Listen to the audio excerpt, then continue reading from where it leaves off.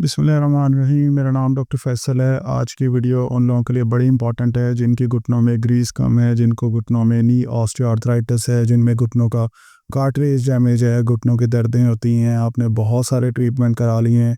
ये वीडियो आपके लिए बड़ी इंपॉर्टेंट है। घुटनों के बीच में किसी भी कार्टिलेज डैमेज हो जाए या घुटनों में ग्रीस कम हो जाए तो इसके दो ही पक्के ट्रीटमेंट हैं। एक तो है कि अगर आप अपने घुटने चेंज करवा लें और दूसरा है आप इसकी फ़िज़िकल थेरेपी करवाएं। इसके अलावा अगर कोई शख्स आपको दर्द की दवाइयाँ देता है और ये कहता है कि आपके घुटनों की ग्रीस या कार्टिलेज बिल्कुल ठीक हो जाएगी, ये टोटल गलत है। घुटनों की ग्रीस आप दर्द वाली दवाइयों से कवर नहीं कर सकते। उससे ये होगा कि जितनी देर आप दवाई खाते रहेंगे आपका दर्द कम रहेगा, लेकिन अगर आप दवाई खाना कम कर देंगे आपका दर्द दोबारा से शुरू हो जाएगा। सो ये वीडियो उन लोगों के लिए बड़ी इंपॉर्टेंट है। मैं ऐसी चीज़ें बताऊंगा जो कि फ़िज़ियोथेरेपिस्ट मोस्टली क्लिनिक के ऊपर नी ऑस्टियोआर्थराइटिस के पेशेंट्स जो वो उनके साथ करते हैं, उनको गाइड करते हैं। सो इस एक वीडियो की मदद से आप इस तरह की जो चीज़ें हैं जो आपको फ़िज़ियोथेरेपिस्ट आपके क्लिनिक के ऊपर कराते हैं, अपने क्लिनिक पे कराते हैं, तो आप घर में बैठ के कर सकते हैं। सो वीडियो को आपने एंड तक देखना है। मैं कोशिश करूँगा इतनी सिंपल लैंग्वेज में मैं आपको बताऊँ कि आपके लिए हर चीज़ समझना जो बहुत आसान हो जाए। तो हम अपनी वीडियो को स्टार्ट करते हैं। अगर आप इस चैनल पे नए हैं, इस चैनल को सब्सक्राइब ज़रूर करें। अभी आप जो पिक्चर देख रहे हैं, इस पिक्चर के अंदर आपको जो दोनों साइडें नज़र आ रही हैं, एक साइड हेल्दी साइड है, दूसरी साइड जो है वो वाली साइड है जिसके ऊपर कार्टिलेज डैमेज हो चुका है। सो जो हेल्दी साइड है उसके ऊपर अगर आप देखें तो ये बोन है, ये दूसरी बोन, इसे हम कहते हैं फीमर, इसे हम टीबिया कहते हैं, ये हमारी फिबुला है। ये जो फिबुला के बोन है इसका इतना ज़्यादा रोल नहीं होता नी ऑस्टियोआर्थराइटिस के अंदर जितना हमारी इन दो बोन्स का होता है। ऊपर एक गोल कलर की जो चपनी वाली बोन लगी हुई होती है उसका भी बहुत ज़्यादा रोल होता है इसके अंदर। सो अब इसमें ये जो नीचे आपको बोन नज़र आ रही है इसके ऊपर आप ये ब्लू कलर के यहाँ पे देख रहे हैं, इनको बेसिकली मेनिस्कस कहते हैं। ये भी कार्टिलेज का काम ही करते हैं हमारे नी जॉइंट के अंदर। कार्टिलेज मतलब घुटनों की ग्रीस, आप इसका आसान और फाज में ये समझ लें, रबड़ होती है एक, पानी जो होता है बीच में, कुछ लोग उसको भी ग्रीस कहते हैं, लेकिन ज़्यादातर नी ऑस्टियोआर्थराइटिस के अंदर आपका ये वाला जो कार्टिलेज है ये डैमेज होता है इंस्टेड का पानी कम हो। सो ये होती है नॉर्मल बोन, नॉर्मल जॉइंट। और ये जब आपकी एज गुजरती जाए तो कार्टिलेज के घिसने की वजह से ये जो ब्लू कलर है देख रहे हैं ये कैसे घिस गया, सो इसका हम कार्टिलेज लॉस कहते हैं। सो इसे हम नी ऑस्टियोआर्थराइटिस भी कहते हैं। अगर आप इसका एक्सरे देखें, ये नॉर्मल नी जॉइंट का एक्सरे है, गैप देख रहे हैं कितना अच्छा गैप है यहाँ पे, इधर गैप खत्म हो गया है। मेरे अक्सर पेशेंट कह रहते हैं कि डॉक्टर साहब हमारे घुटनों के बीच में गैप आ गया है। जब भी कभी भी किसी के जॉइंट्स के अंदर, नी जॉइंट्स के अंदर आर्थराइटिस होगा तो गैप आएगा नहीं, गैप ख़त्म होगा। क्यों? क्योंकि बीच की जो रबड़ है वो ख़त्म हो जाती है, जिसकी वजह से आपके घुटनों के बीच में गैप ख़त्म हो जाता है और ये हड्डियाँ आपस में जुड़ जाती हैं। इसका नुकसान क्या होता है? जब ये बीच में से रबड़ ख़त्म होती है, सो जब बीच में से रबड़ ख़त्म होती है तो जब आप इस तरह से अपने घुटनों को हिलाते हैं तो इनके हिलाने से बीच में रबड़ तो है नहीं, ये आपस में रगड़ेंगी। जब ये रगड़ेंगी तो क्या हो जाएंगी? ये नोकदार हो जाएंगी, जिन्हें हम ऑस्टियोफाइट्स कहते हैं। अभी मैं दिखाता हूँ, बताता हूँ आपको सब कुछ। सो होता ये है कि जो घुटने हैं नॉर्मली इस तरह के होते हैं, तो ये इस तरह हो जाते हैं। इनका कार्टिलेज जो है वो बिल्कुल ही डैमेज हो जाता है एज के साथ साथ। ये डिपेंड करता होता है कि आपके घुटनों के बीच में जो कार्टिलेज लॉस हुआ है वो कितना हुआ है। लाइक आप स्टेज 1 पे हैं, 2 पे हैं, 3 पे हैं, 4 पे हैं, उसी के अकॉर्डिंग आपके ट्रीटमेंट होते हैं। वो सब कुछ आगे मैं बताता हूँ आपको। अभी ये मूवमेंट देख रहे हैं आप जॉइंट के ऊपर, ये जॉइंट नीचे जा रहा है, ये जो हमारी टीबिया की बोन है ये एक जगह स्टिल है। ये चपनी वाली बोन को देखें ऊपर नीचे कैसे हिल रही है। सो इनके दरमियान में देख रहे हैं रबड़ का जो काम है, अगर ये ना हो, रबड़ अगर ना हो तो क्या होगा? ये हड्डी इसके साथ रगड़े बिना कितनी देर ये रगड़ती रहेगी, जब भी आप मूवमेंट करेंगे ये रगड़ती रहेगी, तो उससे नुकसान क्या होगा? दोनों हड्डियां रगड़ खा खा के नोकदार हो जाएंगी। इसी तरह से ये जो ऊपर फीमर वाली हड्डी है, नीचे जो टीबिया वाली हड्डी है, इनके बीच में भी इसी तरह से रगड़ आएगी तो क्या होगा? नोकदार हो जाएंगी। अब इसके लिए टोटल 6 स्टेप्स, ठीक है, 6 ऐसी चीज़ें हैं जो कि आपने अपने माइंड में रखनी है। हम हर एक चीज़ के लिए देखेंगे कि इसको किस तरह से मैनेज करना है। सबसे पहले है पेन, दर्द। दर्द होती है आपको घुटने के अंदर और वो मीडियल साइड के ऊपर सबसे ज़्यादा होती है। मीडियल साइड क्या होती है? मैं आसान सी अल्फाज में आपको बताता हूँ। मेडिकल के अंदर जो अंदर वाली साइड होती है हम इसको कहते हैं मीडियल, और जो बाहर वाली साइड होती है उसको हम कहते हैं लैटरल। ठीक है, अब अगर इस जॉइंट को आप गौर से देखें, जोड़ की जो अंदर वाली साइड होती है ना, इसके अंदर ज़्यादातर गैप जल्दी ख़त्म होता है। सो ये जो ऊपर वाली हड्डी है इसके 2 बड़े बड़े मुंह होते हैं इस तरह के, जो नीचे वाली हड्डी के साथ आके लगते हैं। जो इसका मीडियल साइड के ऊपर मुंह होता है ना, وہ تھوڑا سا بڑا ہوتا ہے. اس کے بڑے ہونے کی وجہ سے یہاں اس سائڈ کے اوپر آسٹریو آرتھرائٹس بھی جلدی آتا ہے. سو گھٹنے کے اندر والی سائڈ کے اوپر دردیں جلدی سٹارٹ ہوتی ہیں ایسے لوگوں کو جن کو نی آسٹریو آرتھرائٹس ہو. ٹھیک ہے. سو ایک تو ہمیں میڈیل سائڈ کے اوپر پین ہوگی. ٹھیک ہے. سیکنڈلی جب ہم واک کرتے ہیں نا، جب ہم چلتے ہیں، چلتے ہوئے ہمیں درد زیادہ ہوتی ہے. ٹھیک ہے. اس کی وجہ یہ ہوتی ہے کہ جب آپ کا اوپر سے وزن بڑھتا ہے تو گھٹنوں کے بیچ میں جو گیپ ہے وہ ویسے کم ہوتا ہے، تو اوپر سے وزن آنے کی وجہ سے تو وہ اور زیادہ رگڑتی ہیں. لائک اگر یہ بون ہے، ٹھیک ہے، اوپر سے فل وزن آ رہا ہے، یہ آپس میں جڑ جائیں گے. اب ساتھ میں آپ چل بھی رہے ہیں، جب آپ چلیں گے تو کیا ہوگا؟ یہ رگڑیں گے نا آپس میں، آپ کو درد ہوگی. ٹھیک ہے. دوسرا ہوتا ہے جب ہم بیٹھ کے اتنی دیر بیٹھ کے جب کھڑے ہوتے ہیں تب ہماری گھٹنے کے اندر درد ہوتی ہے. سو نی آسٹریوآرتھرائٹس کے اندر یہ بھی ایک پین کا بڑا سائن ہے کہ جب آپ اتنی دیر بیٹھے رہیں آپ کو پین ابھی کم ہے، لیکن جیسے ہی کھڑے ہوں گے نا، جیسے ہی اس کے اوپر پریشر آتا ہے، سمپل اس کے لیے میڈیکل کے اندر ایک ٹرم یوز کی جاتی ہے اور اسے کہتے ہیں کہ جب ویٹ بیئرنگ ہوتی ہے نی آسٹریوآرتھرائٹس کے اندر تب ہمیں درد ہوتی ہے. ٹھیک ہے. اب کیونکہ گھٹنوں کے بیچ میں کارٹلیج لاس ہو جاتا ہے اور اس کی وجہ سے آپ کے جب بھی آپ اٹھنے لگتے ہیں تو وہ یکدم سے موومنٹ جیسے کرتے ہیں تو پریشر آتا ہے ویٹ کی وجہ سے اور آپ کو درد ہوتی ہے. ٹھیک ہے. اب نیکسٹ ہے، یہ تو ہوگا پین کے بارے میں. نیکسٹ ہے سویلنگ، انفلیمیشن، سوزش. سوزش اس کے اندر بہت زیادہ ہوتی ہے نی آسٹریوآرتھرائٹس کے اندر. اس کو ایک چیز کو سمجھیں کہ جو آسٹریو آرتھرائٹس ہے، جو ورڈ ٹس ہے نا، جو لفظ ٹس ہے، ٹس کا مطلب ہوتا ہے انفلیمیشن، سوزش، سویلنگ. میڈیکل کے اندر جس بھی بیماری میں آپ مل جائے نا ٹس، اس کا مطلب ہوتا ہے سوزش. جیسے ٹینڈنائٹس ہے، آرتھرائٹس ہے اور اپینڈسائٹس ہے، کسی کو اپینڈکس کا اگر مسئلہ ہو، سو جس کے آگے ٹس آ جائے نا دیٹ مینس سویلنگ. سو نی آسٹریو آرتھرائٹس مطلب گھٹنوں کے بیچ میں ربڑ کم ہونا، کارٹلیج کم ہونا، گریس کم ہونا. سو اس میں بھی انفلیمیشن آتی ہے، سوزش آتی ہے. کیوں آتی ہے؟ کچھ اس طرح سے ہوتا ہے، ایسا جوڑ جس کے اندر نی آسٹریو آرتھرائٹس ہو اس کے اندر آپ کو کچھ اس طرح کی سویلنگ ملتی ہے.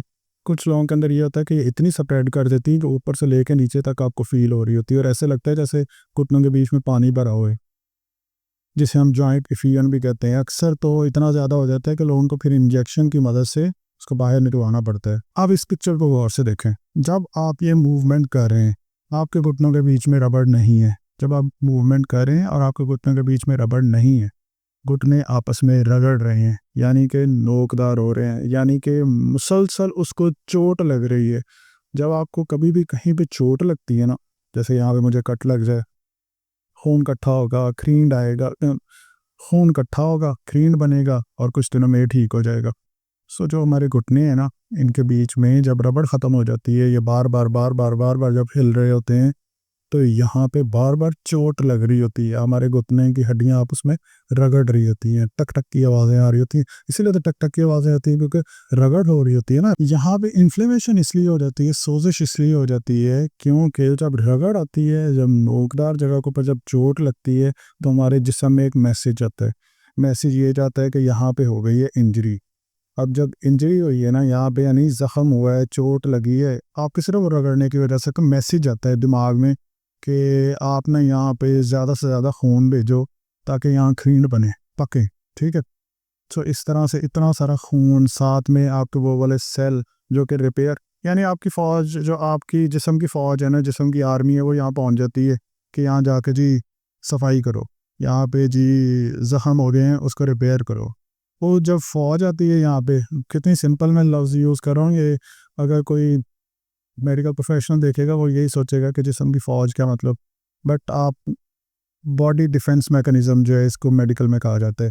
سو یہاں پہ اتنے سارے سیل اکٹھے ہو جاتے ہیں ہمارے گھٹنے کے بیچ میں. جب اکٹھے ہوتے ہیں تو وہ آتے ہیں ریپیئر کرنے کے لیے، لیکن وہ انجریز اتنی زیادہ ہوتی ہیں ریپیئر ہو ہی نہیں سکتا.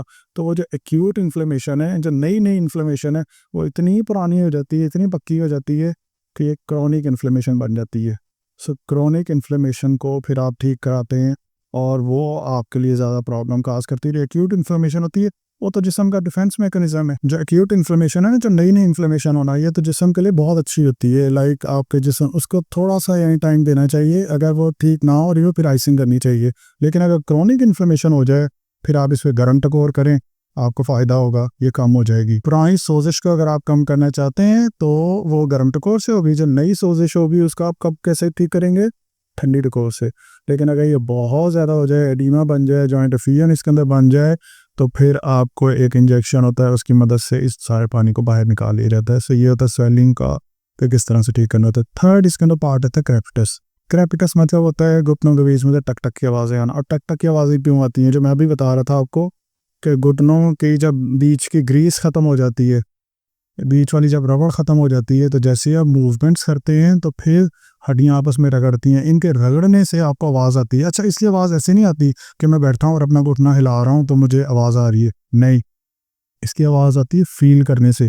آپ کے گھٹنوں کے اوپر اپنے ہاتھ رکھنا ہے, اور جب اپنا گھٹنا سیدھا کریں گے, موڑیں گے, تو آپ فیل کریں گے کہ اس کے اندر سے تو چیزیں رگڑ رہی ہیں. اور رگڑنے کی وجہ کیا ہے, آپ کے گھٹنوں کے بیچ کا جو کارٹلیج ہے وہ ڈیمیج ہو گیا ہے, جس کی وجہ سے آپ کو یہ پرابلم آتی ہے. سو کریپٹس کے بعد ہے ہمارے پاس اسٹفنس, اکڑاؤ پن آتا ہے گھٹنے کے اندر. سو اس کی بہت ساری ریزنز ہوتی ہیں. اس کی ریزنز یہ ہو سکتی ہیں کہ جو آپ کے گھٹنوں کے بیچ میں جیسے ہی کارٹلیج یا یہ گھٹنوں کی گریس یا گھٹنوں کا جو فلوئڈ ہے کم ہو جاتا ہے, تو اس کی وجہ سے جب بھی آپ موومنٹ کرتے ہیں تو آپ کی جو چپنی کی ہڈی ہے یا آپ کی جو دوسری ہڈی ہے اس طرح سے فریلی موو نہیں کر سکتی جس طرح سے نارمل روٹین کے اندر کرتے ہیں.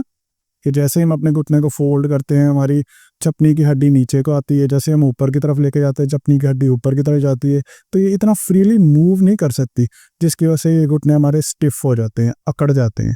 ٹھیک ہے. اور دوسرا اس کے اندر آسٹیوفائٹس بن جاتے ہیں, اس طرح سے ہڈیاں نوکدار ہو جاتی ہیں, جس کی وجہ سے جیسے ہم گھٹنا موڑنے کی کوشش کرتے ہیں تو پین ہوتی ہے, تو جس کی وجہ سے ہم اسٹفنس ہمیں کاز ہوتی ہے.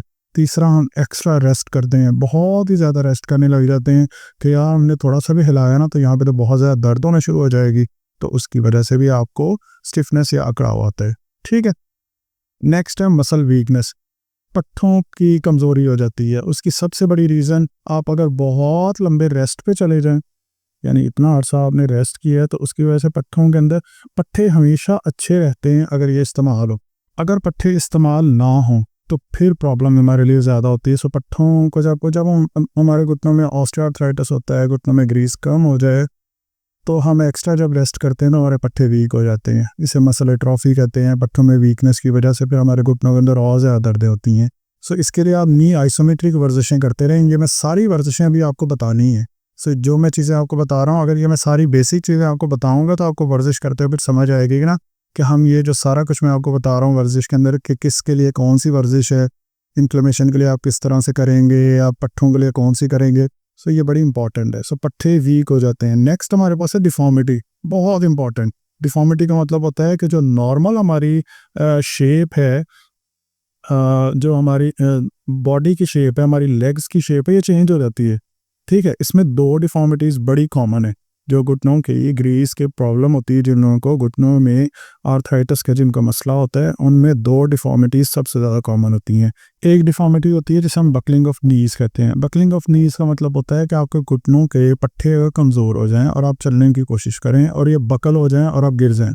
سو گرنے کے بڑے چانسز ہوتے ہیں نی آرتھرائٹس کے اندر, کہ آپ کے پٹھوں کی کمزوری کی وجہ سے بکلنگ ہو سکتی ہے. اور یہ نی لیگامنٹ کی جو انجریز ہوتی ہیں, اس کے اوپر میں ریسنٹلی ویڈیو بھی اپلوڈ کی تھی, وہ آپ دیکھ سکتے ہیں. نی لیگامنٹ, اے سی ایل اور پی سی ایل کے جو ٹیئر ہوتے ہیں, سو ان میں بکلنگ آف نیز بہت زیادہ ہوتی ہے. نی لاکنگ کا پرابلم ہوتا ہے. جیسے میں کھڑا ہو جاتا ہوں نا, جیسے آپ کھڑے ہو جاتے ہیں, آپ کو گھٹنے بالکل لاک ہو جاتے ہیں, سیدھے کھڑے ہو جائے نا, تو اکثر لوگوں کے لاکنگ ان لاکنگ کا میکانزم خراب ہو جاتا ہے, جس سے بکلنگ آف نیز ہو سکتی ہے. ایک یہ ڈیفارمیٹی.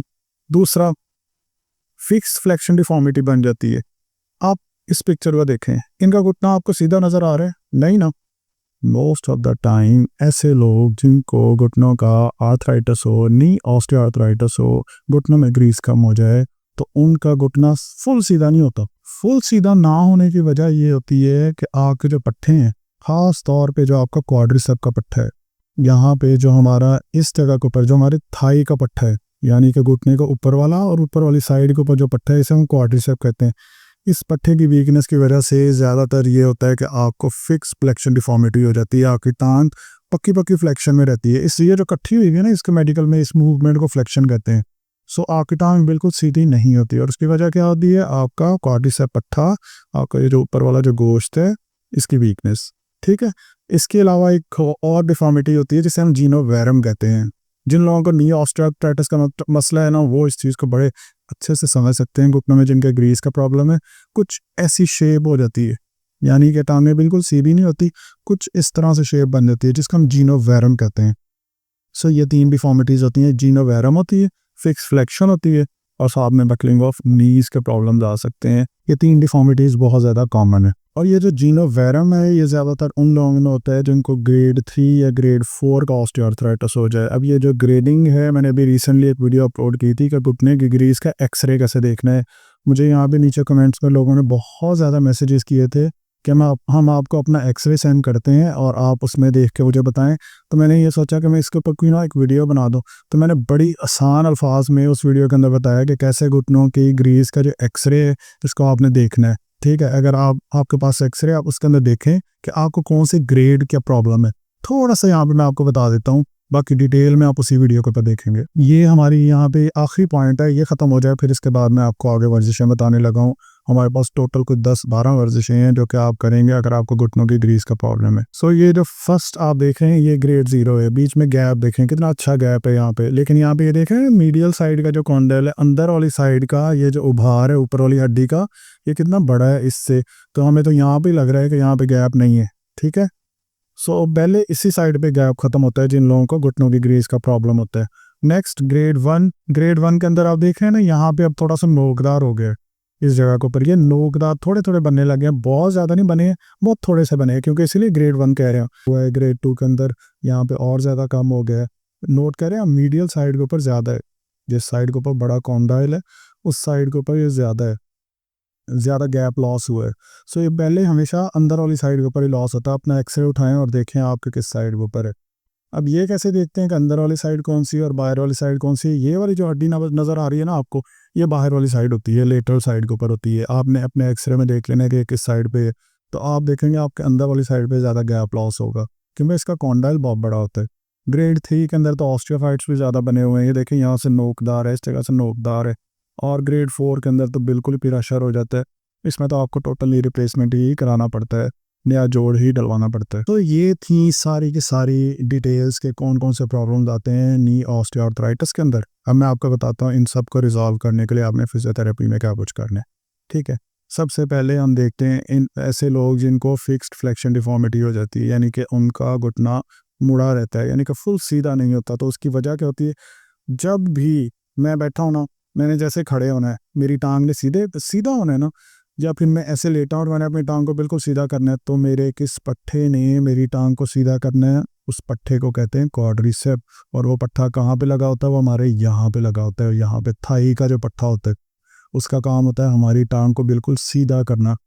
सो ऐसे लोग जिनको ऑस्टियोआर्थराइटिस हो, ऐसे लोगों के अंदर ये वाली पोजीशन बन जाती है, और पक्की पक्की ऐसी बन जाती है, टांग को सीधा करना बड़ा मुश्किल हो जाता है। हम क्या करेंगे, हम एक तो एक ज़बरदस्ती इसको कर दें, नहीं, दूसरा तरीका ये है कि वो पट्टा जो टांग को सीधा करे उसको ट्रेन कर दें, उसको स्ट्रेंथन कर दें। वो कैसे करेंगे, पहली वर्जिश यही है। ठीक है, पहली वर्जिश ये है कि हमने सीधे लेट के अपने घुटनों के नीचे तकिया लपेट के रख लेना है और इसको नीचे दबाना है, जोर से नीचे दबाना है। जैसे आप नीचे दबाएंगे ना, आप नोट करेंगे आपका ये वाला जो पट्टा है, जो थाई वाला पट्टा है, इसके अंदर ना आपको बहुत अच्छी कॉन्ट्रैक्शन होगी जब आपने इसको नीचे की तरफ दबाना है। सो पहली एक्सरसाइज होगी, इसे हम कहते हैं नी आइसोमेट्रिक एक्सरसाइज।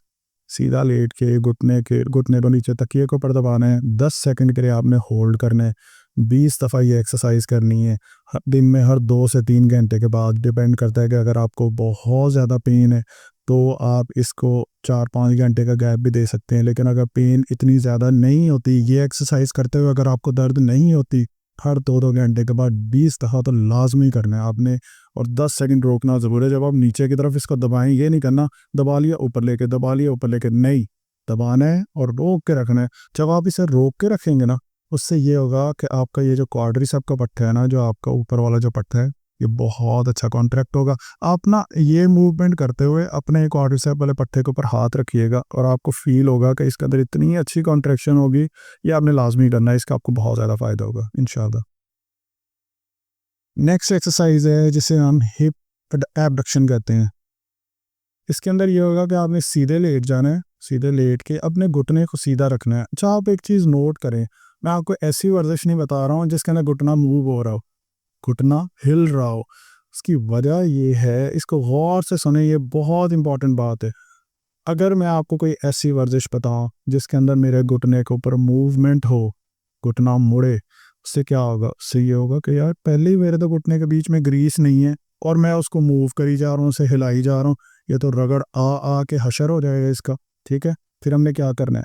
ہم نے وہ ورزشیں کرنی ہیں جن ورزشوں کے اندر ہمارے گھٹنے کے اوپر موومنٹ آؤ۔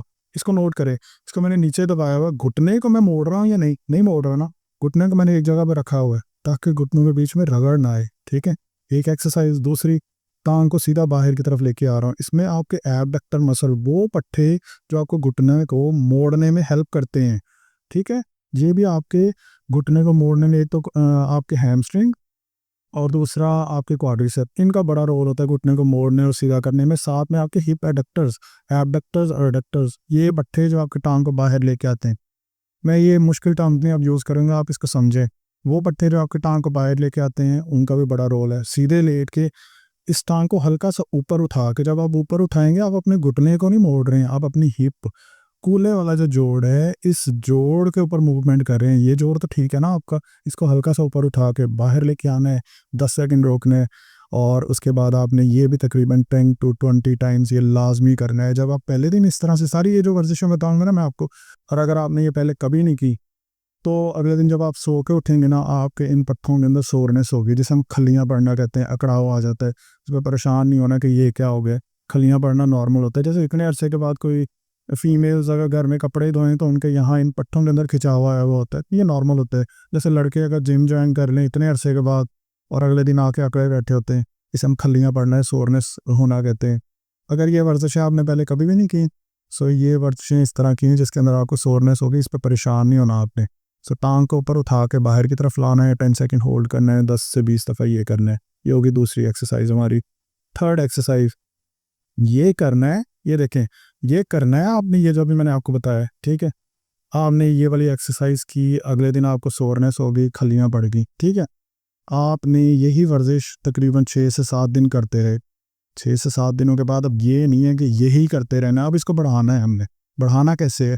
اس طرح کا ربڑ بینڈ لے لینا ہے، تھیرا بینڈ، یا پھر گھر کے اندر کوئی ایسا کپڑا جو لچکدار ہو، یا سائیکل کی ٹیوب نکالنے ٹائر میں سے اور اس کو باندھ لیں، دوسری ٹانگ کے ساتھ باندھ لیں۔ چارپائی پہ لیٹے ہیں تو جو چارپائی کی جو لکڑ لگی ہوتی ہے ایک سائیڈ کے اوپر لکڑی، اس کے ساتھ باندھ لیں اور اپنے ٹانگ کو باہر کی طرف لائیں، 10 سیکنڈ کے لیے ہولڈ کریں، پھر اندر کی طرف لے کے جائیں۔ اچھا، ایک چیز آپ نے نوٹ کرنی ہے، یہ جو میں نے ورزش بتائی ہے یہ دوسری طرف بھی کرنی ہے، یہ ورزش آپ نے دوسری ٹانگ پہ بھی کرنی ہے۔ اس کی وجہ یہ ہے کہ تاکہ آپ کے جو دونوں سائڈوں کے پٹھے ہیں وہ ٹھیک ہوں اور آپ کو بکلنگ آف نیز نہ ہو۔ بکلنگ آف نیز ہوتی ہے جب آپ کے پٹھے کمزور ہو جائیں۔ میں بتا ایک سائڈ پہ رہا ہوں کیونکہ آلریڈی ویڈیو بہت لینتھی ہوتی جا رہی ہے، میں کوشش کر رہا ہوں کہ میں آپ کو سب کچھ اتنی ڈیٹیل سے بتا دوں کہ آپ جیسے میری کلینک پہ بیٹھے ہیں اور میں آپ کو اپنے ساتھ بٹھا کے سب کچھ سمجھا رہا ہوں۔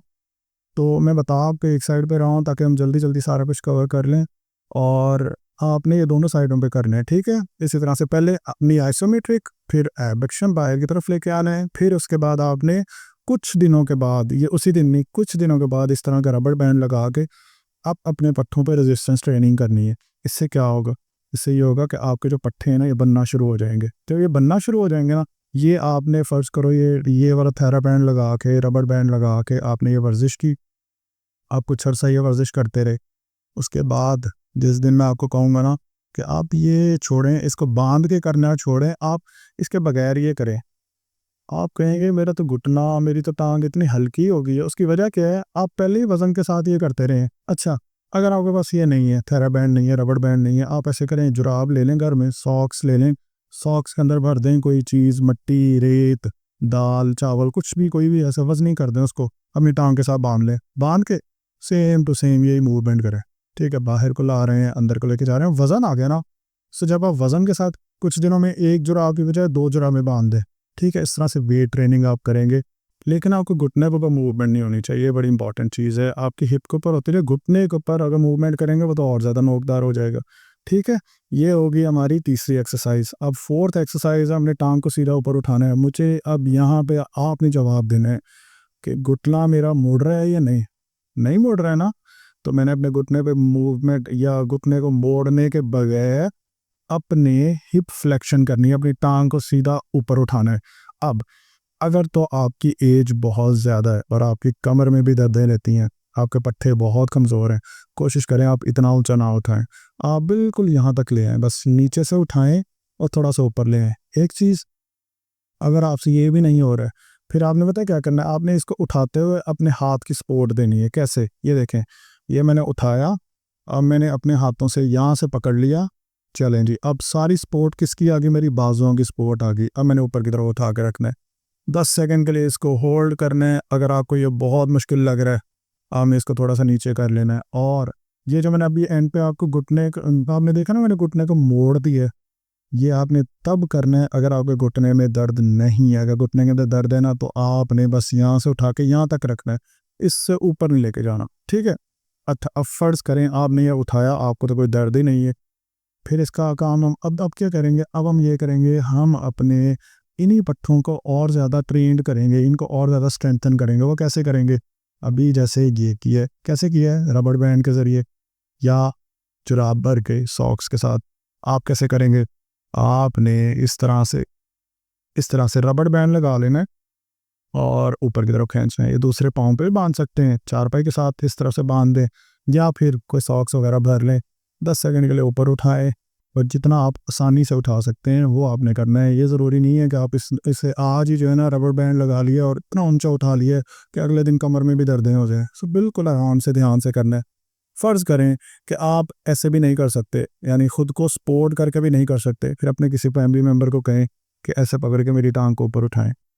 वो आपको करेंगे सपोर्ट, वो आपको हल्का सा हाथ से उठा के हल्का सा सपोर्ट करेंगे, लेकिन बाकी क्या करना है, आपने खुद उठाना है, ठीक है। वो आपको सिर्फ सपोर्ट करेंगे इसके अंदर। नेक्स्ट होगा हिप की इंटरनल और एक्सटर्नल रोटेशन। सो जो भी मैं वर्जिशें बता रहा हूँ, आई होप सो कि आप लोग नोट डाउन कर रहे हैं, इसको तरतीब से ये सारी की सारी करनी है। नेक्स्ट एक्सरसाइज हमारी हिप की एक्सटर्नल और इंटरनल रोटेशन। इसके अंदर हम क्या करेंगे, आप नोट करें, मेरे घुटने के ऊपर मूवमेंट नहीं हो रही, सारी मूवमेंट हो रही है हिप के ऊपर या टखने के ऊपर, और दूसरी टांग को मैंने हल्का सा मोड़ के, यानी कि एक जगह पे स्टिल किया हुआ है। बाहर की तरफ लेके जाएं, अंदर की तरफ लेके जाएं। ये हिप इंटरनल और एक्सटर्नल रोटेशन आपके घुटने के लिए बहुत अच्छी एक्सरसाइज है। इसमें आपने अंदर लेके जाना है, 10 सेकंड के लिए होल्ड करना है, बाहर लेके आना है, 5 सेकंड के लिए रेस्ट देना है, फिर अंदर और बाहर, इस तरह से ये मूवमेंट करते रहना है। 20 टाइम्स लाजमी करनी है। ये एक्सरसाइज भी बहुत ज़्यादा फ़ायदा देगी आपको। नेक्स्ट एक्सरसाइज है जिसे हम ब्रिजिंग एक्सरसाइज कहते हैं।